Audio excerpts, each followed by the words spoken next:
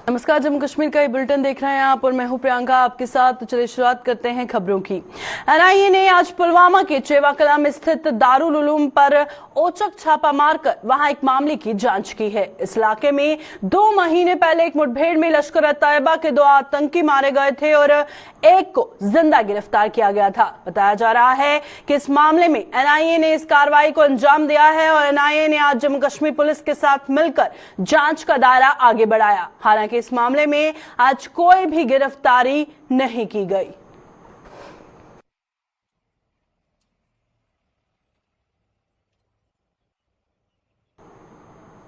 श्रीनगर की एक अदालत ने आज कश्मीरी पंडित सतीश टिक्कू की कथित हत्या में पूर्व आतंकवादी फारूक अहमद डार उर्फ बिट्टा कराटे के खिलाफ एक याचिका पर सुनवाई स्थगित कर दी। याचिका स्थगित करने की वजह याचिकाकर्ता के वकील को श्रीनगर एयरपोर्ट से अदालत तक लाने के लिए सुरक्षा प्रदान न करना है। स्वर्गीय सतीश टिक्कू के परिवार की ओर से यह केस लड़ रहे वकील उत्सव बैंस ने आरोप लगाया कि जम्मू कश्मीर पुलिस ने सुप्रीम कोर्ट के आदेश के बावजूद उन्हें सुरक्षा प्रदान नहीं की, लिहाजा वे श्रीनगर अंतर्राष्ट्रीय एयरपोर्ट से वापस दिल्ली लौट गए। मामले की सुनवाई आज प्रथम अतिरिक्त न्यायाधीश श्रीनगर की अदालत में होनी थी और वकील ने कहा कि जम्मू कश्मीर पुलिस ने सर्वोच्च न्यायालय के आदेश का पालन नहीं किया और जब वे श्रीनगर अंतर्राष्ट्रीय एयरपोर्ट पर पहुंचे और अदालत जाने के लिए तैयार थे, उन्हें वहां से आगे ले जाने के लिए सुरक्षा का कोई बंदोबस्त नहीं किया गया था। दुर्भाग्य से आज सुबह 9 बजे श्रीनगर हवाई अड्डे पर उतरने के बाद उन्हें दिल्ली वापस लौटना पड़ा। और आपको बताते चले कि सतीश टिक्कू के पीड़ित परिवार द्वारा दायर एक याचिका के बाद Jammu Kashmir liberation front commander के खिलाफ मुकदमे की कार्रवाई लगभग 31 साल बाद शुरू हुई थी।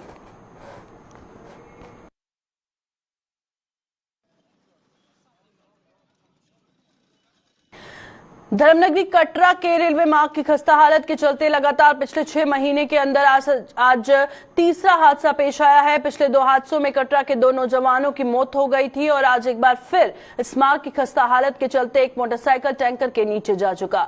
इस हादसे में मोटरसाइकिल सवार युवक को मामूली चोटें आई, जिसे इलाज के लिए कटरा के अस्पताल में ले जाया गया।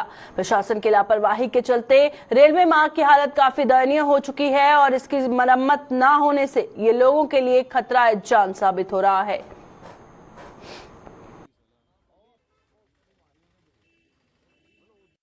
से कम से कम भी 10 से 15 हादसे हो गए हैं। 2 जानें जा चुकी हैं। कईयों के घुटने टूटे, कईयों का कुछ टूटा, कईयों कुछ टूटा। हमने 10 बार पीडब्ल्यूडी को, पुलिस को भी कह चुके हैं। और यहाँ पे आप देखिए नीचे और ऊपर ध्यान दीजिएगा। यात्रा का इतना फ्लो है और जिस तरीके की गाड़ियां आती हैं, कोई ना कोई एक्सीडेंट, ये तो गाड़ी का एक्सीडेंट हुआ, भले ही कोई यात्री नीचे आ जाए फिर क्या करे कोई। मैं कहता हूं कि कम से कम यहाँ पे जंप बनाए जाएं, स्पीड ब्रेकर बनाए जाएं और थोड़ा सा पुलिस की यहाँ पे गाड़ी तैनात हो, थोड़ा सा ध्यान दिया जाए, कैमरा लगाया जाए। बीते दिनों में रात को आप देखिएगा, शाम को पूरे दिन लाइट नहीं होती यहाँ पे, ठीक है। शाम के टाइम में लाइट, और लाइट का प्रबंध देख लीजिए। लाइट सुबह 4 बजे बंद कर दी जाती है। उस टाइम इतना अंधेरा होता है कि यात्री का टाइम ही उस टाइम होता है। सुबह सारी ट्रेनें आती हैं। ये एडमिनिस्ट्रेशन को ही पता है, श्राइन बोर्ड को ही पता है, जिन्होंने ये लाइटों का लगाया हुआ था।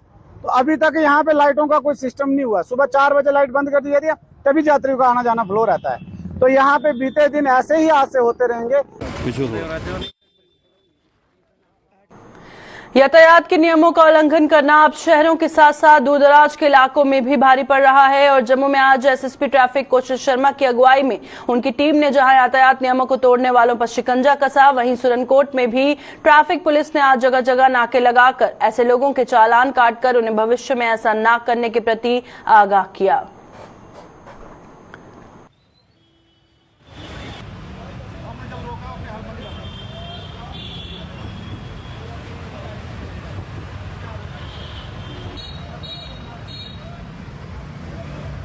ट्रैफिक का जो विभाग है उसका बेसिक ऑब्जेक्टिव ये रहता है कि रोड के ऊपर एक्सीडेंट्स ना हो, रोड के ऊपर लॉस ऑफ लाइफ ना हो, रोड के ऊपर इंजरीज ना हो और रोड फ्री मिले कंप्यूटर्स को गाड़ियाँ चलाने के लिए।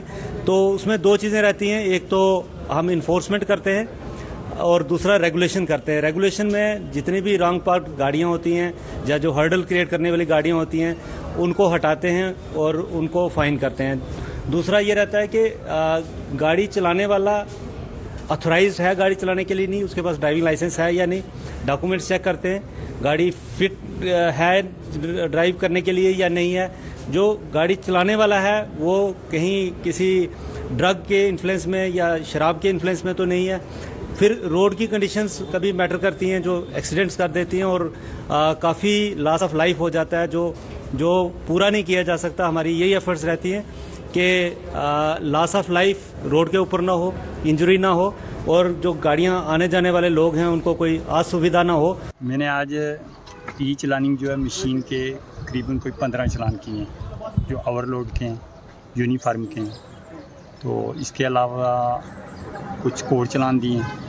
ज़्यादातर जो आजकल के मतलब आज के टाइम में है, जैसे हमारे अफसर लोग ये चीज़ बोलते हैं कि यार जिन्होंने नंबर प्लेट बगैर आरटीओ के जो मतलब रजिस्ट्रेशन नंबर प्लेट है वो नहीं लगाई, उसके ऊपर हमने कोड चलान दिए हैं।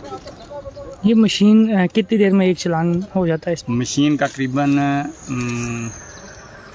2 मिनट लगते हैं, 2-3 मिनट लगते हैं तो एक चलान निकल जाता है। उनसे ये कहना चाहता हूँ कि यार अपने बच्चों को आप एक काम करोगे, हेलमेट बनाया करो। पहले तो बच्चों को बाइक देनी नहीं चाहिए, तो उसके बाद में अगर देते भी हो तो उनको हेलमेट। पूर्व मंत्री व भाजपा के वरिष्ठ नेता सुखनंदन चौधरी ने एक बार फिर जम्मू में नहरों की हालत का मामला उठाते हुए सिंचाई विभाग के अधिकारियों पर निशाना साधा है। पेशे से किसान सुखनंदन चौधरी का कहना है कि मौजूदा समय में किसान वर्ग को पानी की बेहद जरूरत है, लेकिन सिंचाई विभाग के अधिकारी अपनी मनमानी से टेस्ट से मस होने का नाम नहीं ले रहे। उन्होंने अधिकारियों पर घोर लापरवाही बरते जाने का आरोप लगाते हुए उनके खिलाफ जांच बिठाने की मांग की है। की दरख्वास्त है कि जल्दी से जल्दी नहरों की तरफ ध्यान दिया जाए और इस चीज की इंक्वायरी करी जाए कि क्यों 1 अप्रैल को नहरें खोलेगी, जबकि तो साइफरिंग का नवंबर महीने में नहरें बंद हुई थी और साइफरिंग का काम अभी चल रहा है। अभी आप जाके देख सकते हो कि अभी D9 रणवीर कनाल का काम D9 का अभी चल रहा है, जो पूरे बिश्नाह को फीड करता है। और इसी नहर की मेहरबानी से साइफन का काम नहीं होने की वजह से जो हमारे वाला मड़ वाला एरिया है वहाँ भी पानी नहीं खोला, पूरा आ रहा है। और जो D17 रणवीर कनाल है जो लास्ट चांदना तिरेवा पंचायत को फीड करती है, वहाँ पे एक साइफन है धमाला साइफन। 3 महीने पहले उसका एक एस्टीमेट बन के गया था और आज तक उस साइफन का काम नहीं लगा है, जो 3 पंचायतों को, जंगिया पंचायत, तिरेवा पंचायत और लास्ट में निकोल पंचायत जो टी लाइन पे पड़ती है उसको भी फीड कर दिया और आज तक उसका काम नहीं शुरू हो सका। पता नहीं भगवान जाने के कब शुरू होगा। मोदी जी बेचारे कहते हैं हर खेत को पानी, हर घर में जल, हर खेत में पानी, लेकिन मोदी जी तो बेचारे वहाँ से बड़ा कुछ फंड्स वगैरह सब कुछ आ रहा है, लेकिन कहाँ जा रहा है, एडमिनिस्ट्रेशन हमारी क्या कर रही है। आपके माध्यम से मेरी एलजी साहब से एक ही दरख्वास्त है कि जल्दी से जल्दी इसकी तरफ मोदी जी बेचारे कहते हैं हर खेत को पानी, हर घर में जल, हर खेत में पानी, लेकिन मोदी जी तो बेचारे वहाँ से बड़ा कुछ फंड्स वगैरह सब कुछ आ रहा है, लेकिन कहाँ जा रहा है, एडमिनिस्ट्रेशन हमारी क्या कर रही है। आपके माध्यम से मेरी एलजी साहब से एक ही दरख्वास्त है कि जल्दी से जल्दी इसकी तरफ। मौजूदा समय में पीएचई विभाग के डेली वेजर और सीपी वर्कर भले अपनी मांगों को लेकर आंदोलन करते हुए सरकार के प्रति लामबंद हो गए हैं, लेकिन ये लोग अपनी ड्यूटी कितनी जिम्मेदारी से निभा रहे हैं, इसकी पोल खोली है जम्मू नगर निगम की हेल्थ एंड सैनिटेशन कमेटी के चेयरमैन राजकुमार ने। राजकुमार के मुताबिक उन्होंने सोमवार देर रात को पीएचई के कई ट्यूबवेल को औचक दौरा किया, जहां से डेली वेजर और सीपी वर्कर ड्यूटी से नदारद पाए गए। राजकुमार ने हालांकि इसके बावजूद इन लोगों का मानदेय न रोकने की बात कही और साथ ही साथ इन्हें आगाह भी किया कि भविष्य में अगर ऐसी लापरवाही देखने को मिली तो इसका खामियाजा उन्हें भुगतना पड़ सकता है।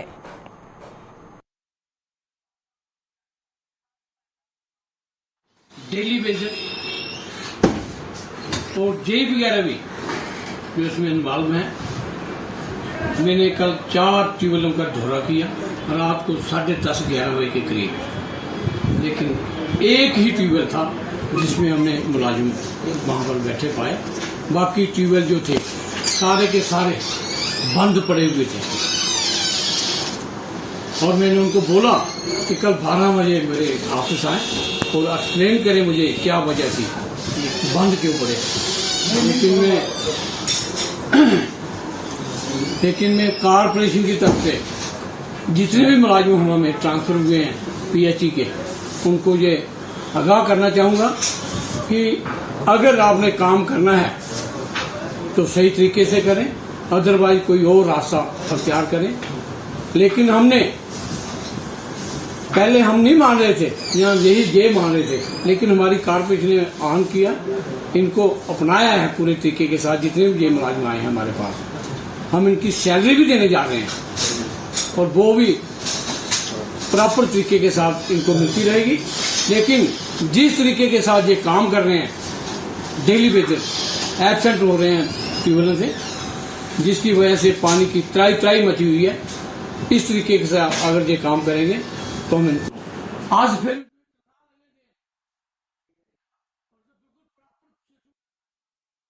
सांबा राजपुर कोलर पंचायत में पीने के पानी की किल्लत से जूझ रहे लोगों के सब्र का पैमाना आज छलक गया। इन लोगों ने बाड़ी ब्राह्मणा में स्थित पीएचई सब डिवीजन के कार्यालय परिसर में जोरदार प्रदर्शन किया और अधिकारियों से मुलाकात कर उन्हें समस्या से निजात दिलवाने की गुहार लगाई। इन लोगों ने आरोप लगाया कि बुनियादी ढांचे में सुधार न किए जाने से उनकी पंचायत में पानी की सप्लाई नहीं हो पा रही है, जिससे घर घर पानी पहुंचाने के पीएचई विभाग के दावे फीसदी साबित होकर रह गए हैं।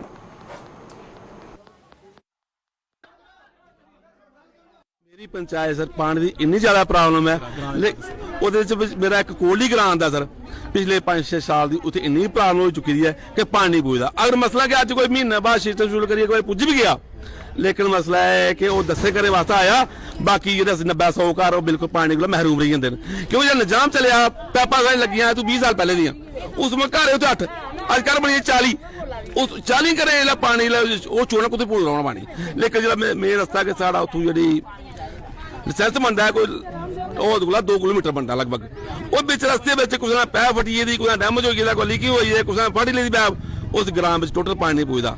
जे इतिहास कोई गड्डी मंगने अगर 100-150 घर वाले गड्डी भेजी हफ्ते एक कोई देनी मैं वो दूआ सिस्टम रखना कि सारा जेह्ड़ा मसला कोई निजाम जो पुराना निजाम लगे दा, कोई नवी पैपा चेंज करो। बोले साढ़े को है नहीं स्कीम कोई जी, अस नवी स्कीम है जे रखे दा वो 4 साल रखे दा, उस साल मुड़ी लब्भी मैं रखे दा कुत्थे आओ।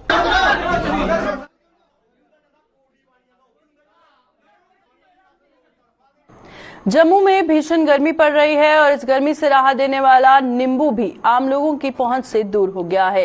नींबू के आसमान छू रहे दाम के चलते गरीब लोग इसका रस पीना तो दूर, अब इसे हाथ तक नहीं लगा पा रहे। महंगाई के इस दौर में नींबू के दामों में हुई बढ़ोतरी ने आम लोगों को अब नींबू से कोसों दूर कर दिया है और पिछले काफी समय से नींबू के दामों में कोई गिरावट नहीं आ रही और इससे साफ जाहिर होता है कि इस भीषण गर्मी के मौसम में लोगों को नींबू पानी से राहत पाने के लिए लंबा इंतजार करना पड़ेगा।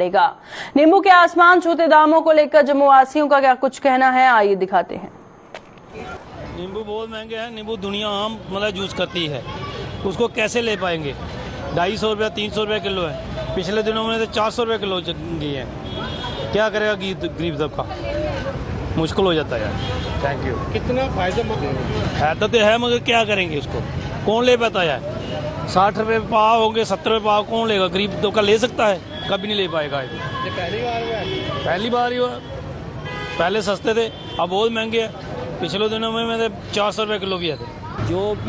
जो मार्केट में रेट है 15 रुपये 20 रुपये बिकना चाहिए, 25 रुपये बिकना चाहिए, वो 250 रुपये 60 रुपये पाव 70 रुपये पाव 80 रुपये पाव बिक रहा है। तो ये तो है तो बहुत ज़्यादा समझो हंतेर कर दी है और फ्रूट को हाथ नहीं लगा सकता। गरीब आदमी जो 500 रुपये दिहाड़ी कमाने वाला वो तो शाम को सब्जी लेके जा नहीं सकता। सब्जी के भाव देख लो आप, कोई भी 40 50 60 70 से नीचे कोई नहीं है और कोई आदमी इसके बारे में कोई सोचता नहीं है। आम आदमी बेचारा बहुत परेशान है। आम आदमी के लिए तो बहुत ही अंधेरा है। आम आदमी ना खा सकता है ना लगा सकता है। जो मिडिल फैमिली है उसके लिए कोई वो नहीं है। तो इसके लिए गवर्नमेंट कोई देखती नहीं है, गवर्नमेंट कोई पूछती नहीं है। कोई मुलाजिम कोई नहीं पूछ के राजी कि भाई ये मार्केट में चीज़ बिक रही है कैसे बिक रही है। आप आम की दुकान में चले जाओ बोलते हैं 200 रुपये केजी। आप दुआना के बच्चे जो आप गर्मी का मौसम है तो लोग आम आदमी बेचारा कहता है मैं ठंडी कोई चीज़ ले लूँ तो वो ले नहीं सकता क्योंकि उसके जेब से बाहर है। फसल जो है कम हुई है क्योंकि गर्मी जल्दी हो गई इसलिए। मगर अगर बात करें जो आरती जो बड़े मगर ये दुकान हाँ हमें हमारा तो कांटेक्ट इन्हीं लोगों के साथ है ना, तो हम तो जो इनसे पूछेंगे यही जवाब देंगे। कुछ चेक है इस चीज़ के लिए, कुछ चेक है डिपार्टमेंट? चेक एज सच तो कोई है नहीं, कहीं रेट का चेक तो कहीं भी नहीं है, इंडिया में कहीं भी नहीं है। सब्जी के भाव तो इनके रोज के अपने ही होते हैं तो वो लेना पड़ता है। नेचुरली फ़र्क तो है ही, फ़र्क तो होगा ही। जिसने पाव लेना है वो आधा पाव लेगा, जिसने किलो लेना है वो आधा किलो लेगा, इस उम्मीद में कि शायद काम हो जाए, लेकिन हो नहीं रहा। भाव वहीं के वहीं हैं। और पहली बार जम्मू में नींबू इतना महंगा हो गया कि बात नहीं पूछो क्या बात है। बच्चों के कपड़े सस्ते हैं, नींबू इतना महंगा है। गर्मी में नींबू रेट कम होना चाहिए कि ठंडा होता है, चलो बच्चे पियेंगे, पानी छूनी पियेंगे, नींबू पानी पिए, सेहत अच्छी रहेगी। तो बच्चों के कपड़े सस्ते हैं कि नींबू इतना महंगा है कि गवर्नमेंट ने सोचना है कि नींबू कैसा होना चाहिए कैसा नहीं होना चाहिए। थोड़ा सस्ता करना चाहिए। गरीब बंदा 160 किलो नींबू है, उनको पता होना चाहिए कि गरीब बंदा कहाँ से नींबू लेगा।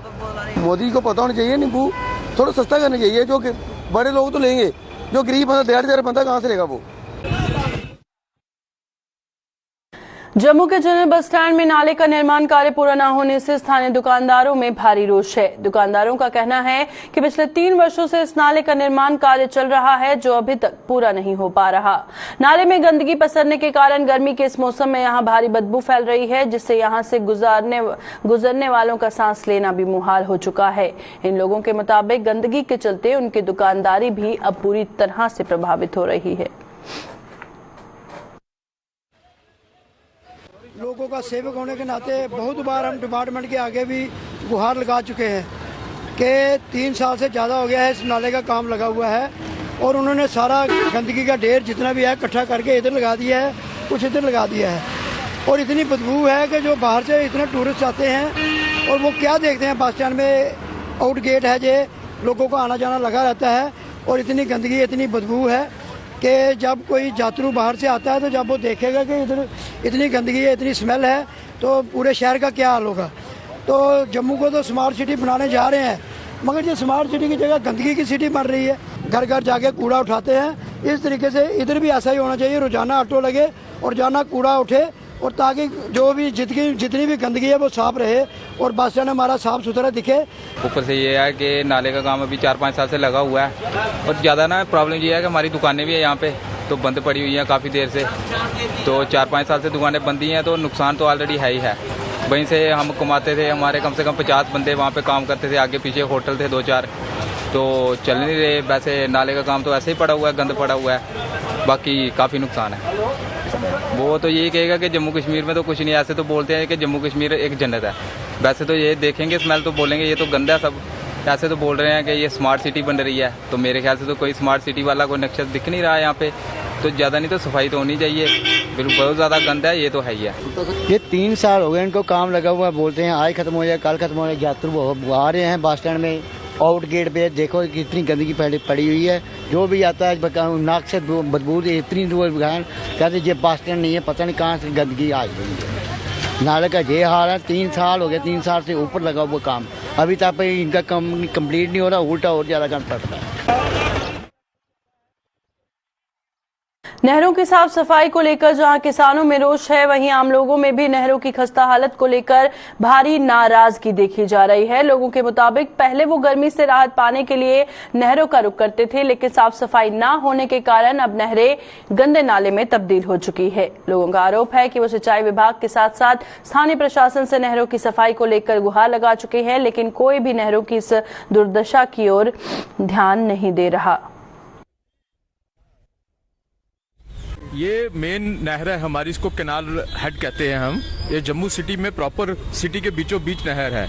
यहाँ पे वातावरण के हिसाब से देखा जाए तो इतनी गंदगी फैली हुई है। यूँ तो हम स्मार्ट सिटी बना रहे हैं, लेकिन कहने को शहर के बीचों बीच ही ये स्मार्ट सिटी का हालत देखिए आप, कितना गंद फैला हुआ है। पहले हमारे जो बच्चे होते थे वो यहाँ पे आके नहाते थे गर्मियों के दिनों में।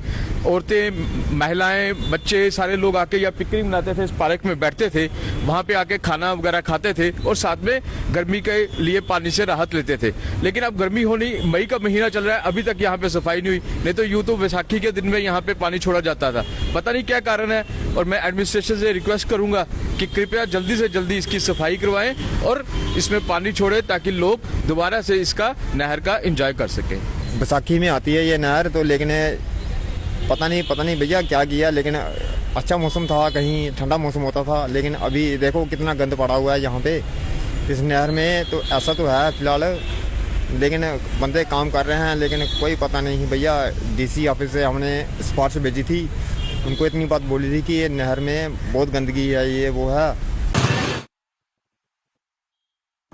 गंदा पानी सप्लाई होने से जम्मू के वार्ड नंबर 31 गोल तालाब के लोगों में भारी रोष है। उन लोगों का आरोप है कि पानी की सप्लाई की पाइपें पुरानी होने के कारण उनके वार्ड में पिछले काफी समय से गंदा पानी सप्लाई हो रहा है, लेकिन इसकी ओर कोई भी ध्यान नहीं दे रहा। अपनी इस परेशानी को लेकर वो कई बार जल शक्ति विभाग और स्थानीय प्रशासन के साथ साथ जनप्रतिनिधियों से गुहार लगा चुके हैं, लेकिन अभी तक उनकी समस्या का किसी ने भी समाधान नहीं किया।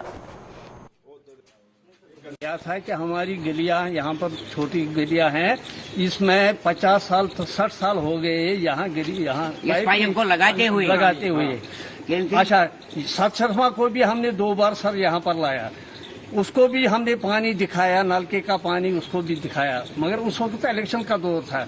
उसके बाद हम उसके घर पर भी गए, उसको भी रिक्वेस्ट दी, एप्लीकेशन भी दे दी। उसके सामने हमने रिक्वेस्ट किया कि भाई यहाँ पर हमें पाइपें दे दो और ट्रांसफार्मर एक लगा दो, ये उस बिजली का उस वक्त काम था।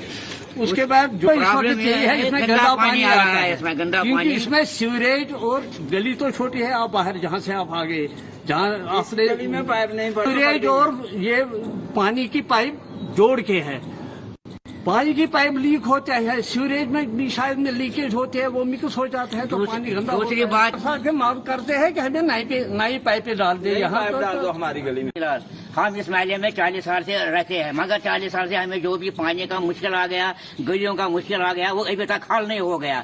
रोज हम जाते हैं कारपोरेट के पास, गवर्नमेंट के पास, वो एप्लीकेशन सारी साइन महलों का लिख के रखा है। पाइपें एक बार बोला हमें लाएंगे लाएंगे लाएंगे, गली तक पाइप आ गई, उसके बाद वो गायब हो गई। ये पता नहीं है कहाँ किस गली में गई, हमारी गली में आई नहीं। आज तक हमारे बच्चे जो ये पानी पीते हैं, पेट खराब होता है, किसी का गला खराब होता है, किसी का हर एक घर में एक बंदा 2 बीमार होता है। हम गवर्नमेंट से यही विनती करते हैं, अगर हम यहाँ इस गली में रहते हैं, इस महल्ले में रहते हैं, तो हमारा भी कुछ सोचो और पाइपें लगाओ और हमारा कुछ आगे के लिए ख्याल रखो। गंभीर बीमारी से निजात मिलने पर एक नई जिंदगी की सौगात हासिल होने की खुशी क्या मायने रखती है, इसका जीता जागता सबूत देखने को मिला है जम्मू के सुपर स्पेशलिटी हॉस्पिटल में। इस हॉस्पिटल में किडनी ट्रांसप्लांट करवा चुके पहले 4 मरीज पूरी तरह से स्वस्थ हो चुके हैं और अपने घर लौटने से पहले उन्हें नई जिंदगी देने वाले डॉक्टरों की टीम को दिल से इतनी दुआएं दी कि इसके लिए उनके पास शब्द भी कम पड़ गए। किसी समय जीने की आस छोड़ चुके इन मरीजों को नया जीवन देने वाले डॉक्टर राजू भंडारी, डॉक्टर अमन गुप्ता और उनकी टीम को इन मरीजों के घर वाले भी हजारों साल जिंदगी जीने की दुआएं दे रहे हैं। आपको बता दें कि किसी समय जम्मू में किडनी ट्रांसप्लांट करवाना एक सपने से कम नहीं था और मरीजों को बाहरी राज्यों का रुख करना पड़ता था। ये इलाज अब सुपर स्पेशलिटी हॉस्पिटल में संभव होने से किडनी ट्रांसप्लांट करवाने के इच्छुक मरीजों को मुंह मांगी मुराद मिल चुकी है। ऐसा है, पिछले काफ़ी 5-6 सालों से मुझे ये किडनी की प्रॉब्लम थी, तो पिछले 1.5 साल से मैं डायलिसिस लगातार चल रहे थे। तो डे बाई डे सेहत कम हो गई, वज़न कम हो गया। तो डॉक्टर राजू भंडारी ने हमें बताया कि यहाँ से किडनी ट्रांसप्लांट शुरू हो रहे हैं आयुष्मान के अंदर। तो हमने भी चलो देखा, ठीक है, काबिल डॉक्टर हैं, डायलिसिस में भी बड़ी मेहनत की उन्होंने हमारे साथ। तो इसमें ट्रांसप्लांट में तो बहुत ज़्यादा मेहनत की, इसमें कोई दो राय नहीं है। तो इनका मैं ज़िंदगी भर, मैं और मेरा परिवार आभारी हैं कि इन्होंने ये इतनी बड़ी हमारे साथ मेहनत की। डॉक्टर अमन गुप्ता भी थे और उनकी पूरी टीम ने भी बड़ी मेहनत की। वो खुशी तो है ही, और सबसे बड़ी बात है ये कभी हम भूल भी नहीं पाएंगे। एक नई जिंदगी मिली, वो मिलेगी। सर का थैंक यू करते हैं, सबका थैंक यू करते हैं। सबने अच्छा ख्याल रखा, बहुत अच्छा ख्याल रखा, खास करके भंडारी सर बहुत अच्छा है। तो कुछ अच्छा ही सोचा है, तो उम्मीद है अच्छा ही होगा। ऊपर वाले से यही दुआ करेंगे हर वक्त ठीक ही रहें। तो लोगों से क्या मैसेज देंगे हम, टेंशन नहीं लेनी है। डॉक्टर साहब यहाँ पे हैं, बहुत सारे अच्छे हैं। बहुत खुशी हो रही है। अल्लाह ताला सबको, जो भी हमारी ये टीम यहाँ पे थी, इनको अल्लाह ताला अच्छा फले और फूले। ये बड़ी मेहनत की भंडारी साहब ने और इसके स्टाफ ने, तमाम स्टाफ मिलकर। हमें उम्मीद ही नहीं थी कि ऐसे हमें इतनी रखवाली हम पे हो जाएगी। लेकिन यहाँ पे स्टाफ ने हमारी बहुत हेल्प की। हम ये कभी बोल नहीं सकते हैं कि कितनी हेल्प की उन्होंने हमें। एक नई हमारे बेटे को भी, हमारी बीवी को भी बहुत अच्छा स्टाफ है यहाँ पे। बिल्कुल कमी महसूस कर रहे थे हम बहुत देर से कि ट्रांसप्लांट के लिए मरीजों को बाहर जाना पड़ता है, काफ़ी असुविधा होती है, खर्चा भी बहुत ज़्यादा हो जाता है और कई बार ये लोग अफोर्ड भी नहीं कर सकते। तो बहुत ज़्यादा इच्छा थी पूरे मेडिकल कॉलेज के स्टाफ की, यहाँ के काबिल या सर्जन्स की, यहाँ के नेफ्रोलॉजिस्ट की, सबकी ये एक इच्छा थी कि ये मरीजों की तकलीफ ख़त्म की जाए। अभी के बुलेटिन में फिलहाल इतना ही। दीजिए इजाजत। नमस्कार।